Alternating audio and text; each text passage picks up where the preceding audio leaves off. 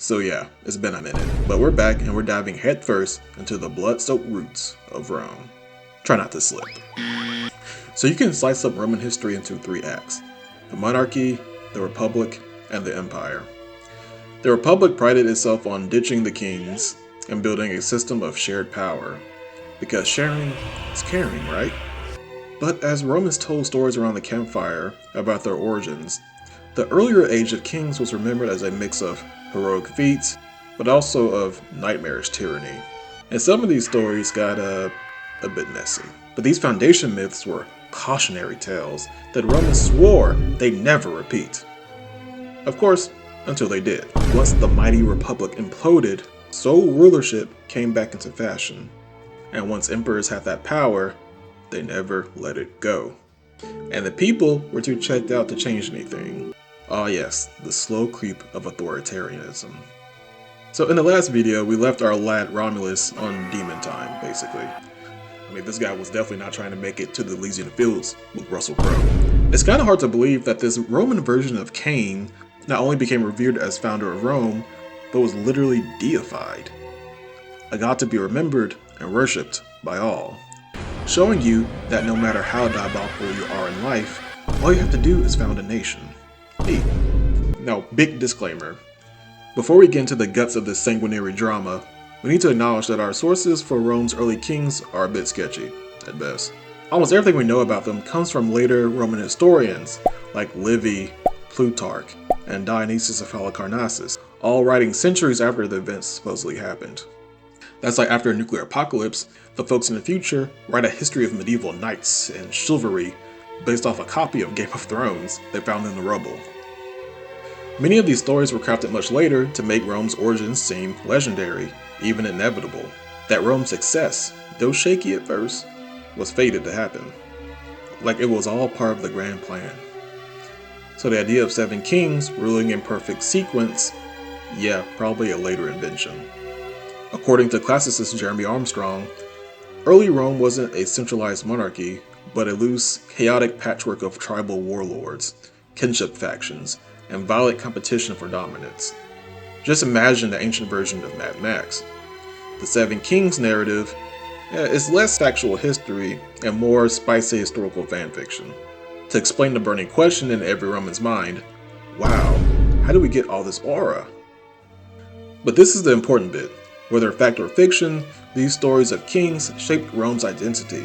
It shaped how they viewed themselves as a people and culture, no matter how strange to our modern sensibilities they seem. I'll just say some of these are kind of crazy, so bear with me. So yeah, as we mentioned earlier, Rome's first king was a pretty messed up guy. To recap, Romulus had some beef with his twin brother Remus over who would rule their newfound city. The boys couldn't play nice. Romulus totally crashed out, and after throwing hands, he slew his own brother on Rome's foundation stones, like he was trying to unlock the Mangekyo or something. So fast forwarding, Romulus agreed to share power with his former enemy, the Sabine king Titus Tatius, after the whole kidnap your women because we have too many incels in our city incident threatened to tear Rome apart. The co-rulership was seen to be a gesture of unity, but some friendships aren't meant to last.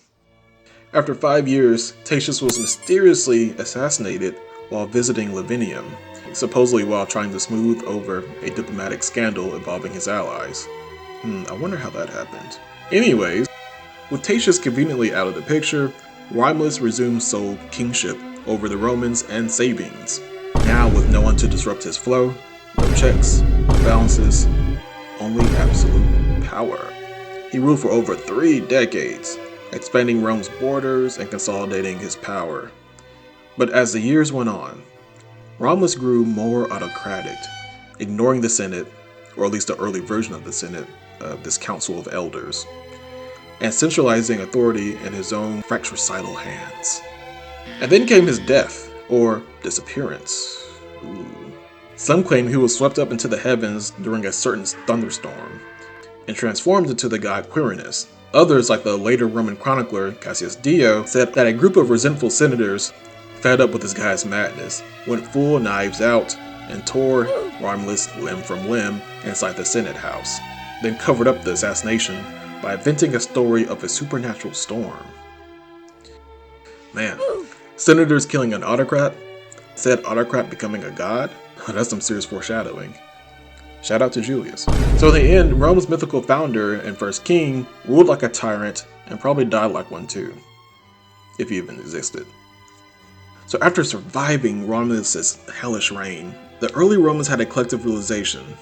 Hey, maybe our next king shouldn't, be a deranged warlord who murders his brother and kidnaps women at festivals.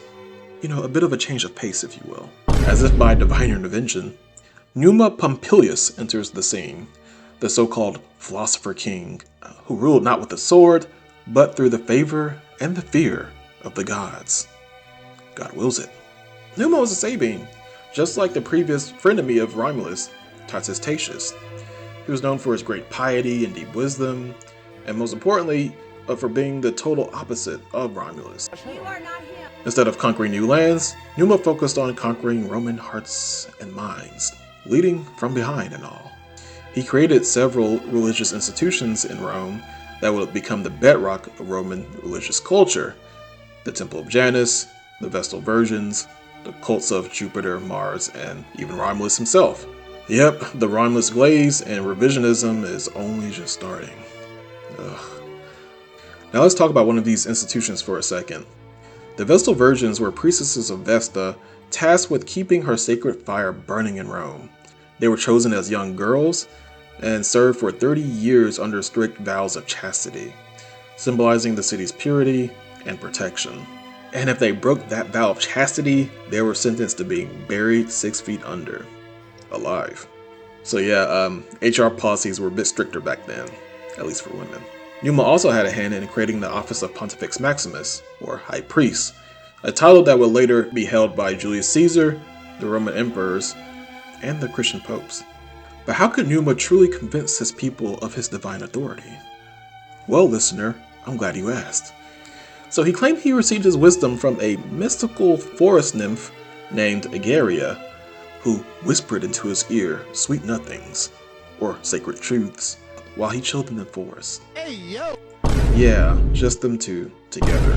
Now there are some very suspect implications in this story, especially when paired with him creating an exclusive cult of female virgins. Yeah, this guy's almost reaching Emperor Tiberius levels of creep. Yeah, look that up. And him being the only one who could speak for the gods made him appear some kind of Roman Jim Jones. Hey Quintus, don't drink that. Trust me, you'll thank me later. But the city entered a rare period of peace and order, and Numa ruled unchallenged within this sanitized theocratic dystopia for over 40 years. No wars, no assassinations, but you basically went to church every day. Imagine an old guy sermonizing on what a fairy-like being told him in a forest. The Romans didn't die of warfare during this period, but they died of boredom. A slow and agonizing death, to say the least. Yo, can we have Romulus back? This guy's kinda lame. And to our modern sensibilities, this kind of theocratic control, managing fear, morality, and public life through religion, might be even more tyrannical than ruling by brute force.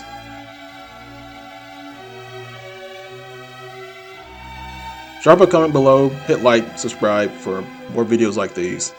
And yeah, thanks for watching.